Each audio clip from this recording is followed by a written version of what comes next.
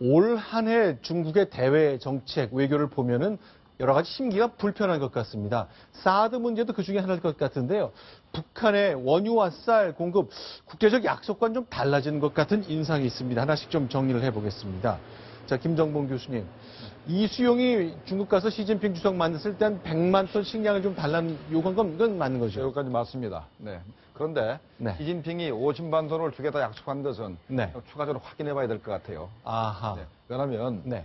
저게 뭐 10년에 50만 톤 준다면 저는 믿겠습니다. 네. 지금까지 역사적으로 쭉 봐도 네. 북한이 중국에 식량을 요구했어도 네. 중국이 북한에 준 최대 식량이 10만 톤 넣은 적이 없습니다. 1년에 10만 톤 이상을 준 적이 없다 때문에 저렇게 한꺼번에 50만 톤 주겠다고 약속했다 그러면 저거는 조금 믿기가 좀 어려운 것 같습니다. 이건 이제 공짜로 줄 땐 이런 거고 아마 싼 가격으로 추가로 좀 팔 수 있을 것 같은데요.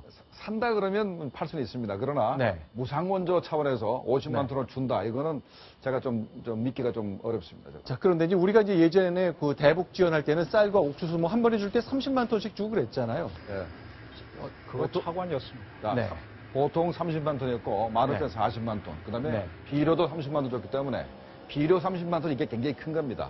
북한이 비료가 없는 상태에서 30만 톤을 추가적으로 이렇게 시비를 하게 되면 네. 이게 한 50만 톤 이상의 그 증산의 효과가 있기 때문에 네. 한국이 북한에 대해서 연간 한 100만 톤 가까운 식량을 네. 공급했다 봐도 틀림이 없습니다. 매년 우리가 이제 100만 톤씩 했고 중국은 한 맥시멈 한 10만 톤 정도를 줬고 조중 우호 가격이라 그래서 좀 싸게 팔았잖아요. 국제 가격보다 싸게. 네. 그러니까 네. 그 당시에는 톤당 한 100불 했습니다. 옥수수가. 네. 쌀은 한 300불 했는데 그러니까 중국이 북한에 그 옥수수를 공급할 때 네. 조금 싸게 공급할 수 있는 것이 네. 북한 입장에서는 멀리서 이 수입하는 네. 그 통관 절차라든가 수송 거리가 짧기 때문에 중국에 싸게 줄 수가 있는 겁니다. 그렇기 때문에 약간 싸게 좀 팔고 공급을 했었습니다. 그러면요, 기름은 어떻습니까? 기름은 지금 뭐 유엔 제재에 걸리지도 않기 때문에요. 네. 지금 저 화면에 나오는 게 압록강에 우리는 수풍댐만 있는 걸로 아는데 네. 중국과 북한이 합작으로 짓거나 중국이 단독으로 지어서 서로 나눠 쓰는 댐이 한 6개 있습니다. 이 댐은 태평만 댐입니다. 자, 요게 압록강이고 이쪽이 중국, 이쪽이 북한인데요. 네. 태평만 댐이 있습니다. 네. 그런데 이게 의미 있는 이유가 바로 저기에 북한으로 가는 송유관이 저기에 걸려 있습니다.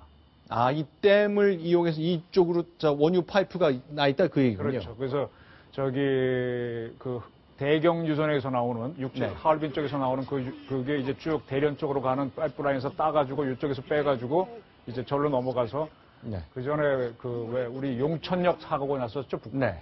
북한의 신의지에서 오는 철도가 둘로 나눠지는데 하나는 용천으로 가는 거고 하나는 피현, 저 화면에 나오는데요. 네. 피현으로 가는 건데 그 피현 쪽으로 철도가 있는 이유는 저 원유관이 피현으로 가갖고 거기에 100마리의 봉화화학 공장이라는 데서 뭐 휘발유 등등으로 정제를 하죠. 그게 50만 톤씩 보내주고 있습니다. 근데 우리가 이해하기는 이제 이 파이프라는 게 이제 공급을 안 하면 이제 그 안에 있는 기름이 굳잖아요. 그러니까 중국이 그동안 북한에 대해서 이번엔 이제 북한 핵실험이나 미사일 발사 실험 때문에 유엔 제재가 있고 중국도 직접 당사자로서 서명을 했기 때문에 기름 파이프가 굳지 않을 정도만 주겠다고 얘기했습니다만 조금 더 주는 흔적이 있는 겁니까? 그러니까 2013년도에 네. 3차 핵실험하고 나서는 중국이 한 몇 개월 동안 원유 공급을 중단한 적이 있습니다. 네. 그래서 그때는 뭐 북한이 굉장히 놀랐었는데 네. 그 당시에 중국이 핑계를 댄 것은 네. 안 준다 소리 한 적은 없고 네. 파라핀을 제거하기 위해서 좀 기술적으로 네. 좀 그걸 제거했는데 시간이 좀 걸린다 그래가지고 송유관 파이프 공사 및 청소 때문에 잠시 좀 못 주겠다. 양해를 구한 거죠.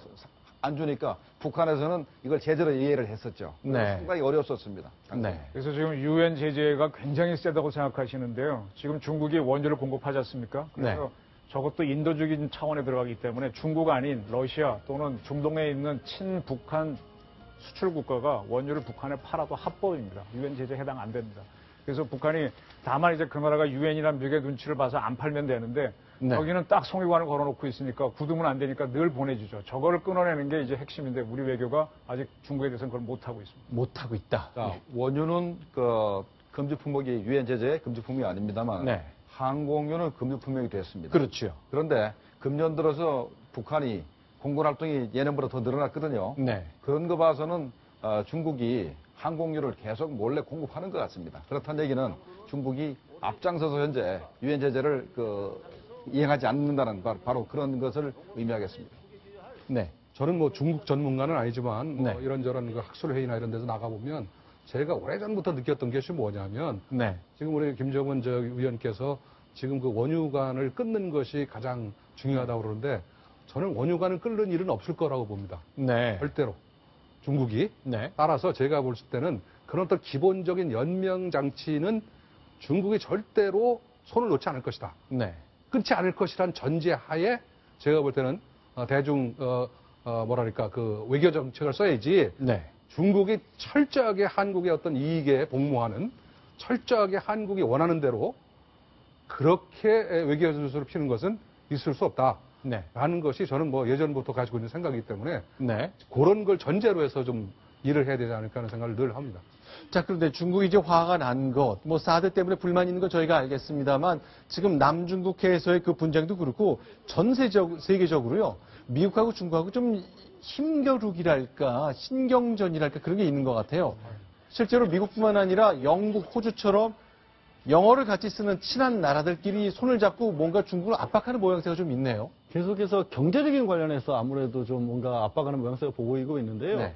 일단 최근에 호주 정부에 참 4월에 있었던 일이긴 합니다. 송옥장을 원래 중국에서 팔기로 했다가 네. 정부 차원에서 이거는 국가 안보이익에 관련된 부분이라고 해서 팔 수 없다라고 했는데 이게 네. 무슨 목장 하나 가지고 그러냐 하지만 저 네. 송옥장이라는 데가 대한민국 국토보다 사실 넓은 데이기 때문에 그렇죠. 그럴 만한 정도가 되고요. 네. 테레사 메이 총리, 영국 총리 같은 경우 취임하자마자 원래 영국의 건설하러 했던 원전을 취소를 했었습니다. 근데 그게 네. 중국과 프랑스가 합작해서 하기로 했던 원전인데 보류를 했고, 네. 그 다음에 이제 미국의 라스베가스에서 로스앤젤레스까지 네. 고속철도를 한 370km에 걸쳐서 걸쳐놓은 게 네. 공사비만 14조 정도 되는 건설 공사였는데 이거를 계약 취소해버렸다고 합니다. 왜냐하면 미국에 처음으로 들어서는 고속철도인데 네. 이게 중국이 해도 되느냐라는 식의 논란이 예전 많이 있었던 거라서 네. 이번 기회에 계획이 아마 취소된 것으로 보입니다. 제가 원전 같은 경우는 만약에 중국이 건설하게 되면 네. 영국은 중국에 그 원전을 폐기할 때까지는 계속해서 기술 지원을 받아야 됩니다. 네. 그런 측면에서 영국은 안보 문제에 있어서 중국의 그 원전 그 공급을 거절할 수밖에 없었다 생각이 되고, 그다음 미국의 고속철도를 또 연결하는 부분에 있어서 우리 한국도 입찰을 같이 했었는데 네. 우리가 졌습니다. 지고 중국 거를 이제 미국이 선택을 했는데 네. 우리가 제일 밀리는 게 금전적인 문제인데 중국은 돈이 많으니까 네. 모든 건설 비용을 자기네가 일단 그 조달해서 하겠다고 했기 때문에 우리는 그걸 이길 수가 없었습니다. 현재 미국은 이런 일반 고속철도가 아니고 LA부터 샌프란시스코까지 네. 지하 터널을 뚫어서 탈환 열차를 만들겠다는 계획을 가지고 있기 때문에 네. 중국의 이런 재래식 방법의 고속철도는 필요가 없는 것입니다. 네. 지금 저 호주, 프랑스, 그 다음에 미국 내의 어떤 그 갈등 현상이 나오는데 네. 머리를 좀 바꿔가지고요. 네. 사실 가장 큰 갈등이 빚어진 데가 바로 아시아입니다. 네. 사드도 그 중에 일환이고 그렇죠. 아시다시피 오랜 동안 패권을 가지고 있던 미국이 피벗 아시아로 다시 돌아가자라는 그런 전술 전략을 취함으로써 지금 네. 가장 하트하게 붙고 있는 네. 중국과 미국이 붙고 있는 데가 바로 아시아고 그 상징 중에 하나가 사드다라는 네. 것을 국민이 알 필요가 있습니다. 네.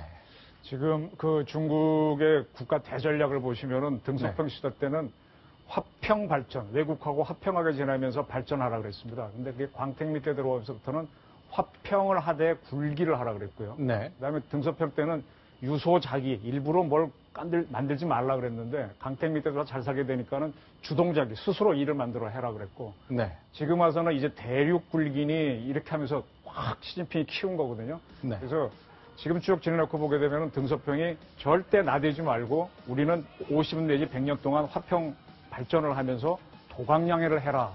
네. 지금 중국 전략을 보면 맞죠. 맞는데 지금 내부 모순이 많고 하다 보니까 시진핑이가 민족주의를 뭉쳐가지고 이렇게 나가면서 부닥치고 해외로 나가면서 지금 중국의 저 고속전차를 CHR이라 그러는데 저거 타보면요. 제가 중국 탔을 때는 쟤네는 최고가 300입니다. 시속 300km. 네, 200 얼마쯤 가다가 300 다 할까 말까 하다 끝나거든요. 우리는 샥 올리면 300에서 300 넘어가다가 더 이상 안 가지 않습니까? 그래서 저게 미국에서 이겼던 거는 가격 때문이었어요. 너무 네. 싸게 들어가서 그런데 좀 자신이 없죠. 저걸 얼마나 믿어야 될지. 왜냐하면 그 독일에서 자랑하는 이체가 한번 사고를 냈지 않습니까? 그렇죠. 사고를 안 낸 거는 이제 프랑스의 떼제베 계통이고 떼제베 계통이 우리 한국의 이제 KTX 계통인데 이걸 탈락시켰단 말이에요. 그래서 아마 미국에서도 그 캘리포니아 주지사가 돈 때문에 저걸 했다가 여러 가지 이제 또 다른 문제 생길까 봐 스톱하는 걸로 보는데 지금 전체적으로 중국이 워낙 크게 나오니까 세계 네. 견제가 들어간 거죠. 여기서 중국이 견뎌내면은 진짜 G2가 될 거고 못하면은 소련처럼 힘들어질 수도 있어요. 자, 그러니까 이제 국가 안보 전략이 이런 비즈니스 거래까지 결정 영향을 미치는 것, 뭐 그동안 우리가 알면서도 특별히 이제 우리에 떠오르지 않고 뭐 그랬던 사안들인데 일단 미국, 영국, 호주 등 언어가 같고 종교가 같고 뿌리가 같은 나라들끼리 손을 잡고 중국의 확장적인 경제 투자 가로막는 모습까지 나왔습니다. 사드도 거기에 중요한 하나의 고리가 되고 있거든요. 결국 우리의 안보 문제이기도 하지만 더 큰 틀의 이해도 좀 필요할 것 같습니다.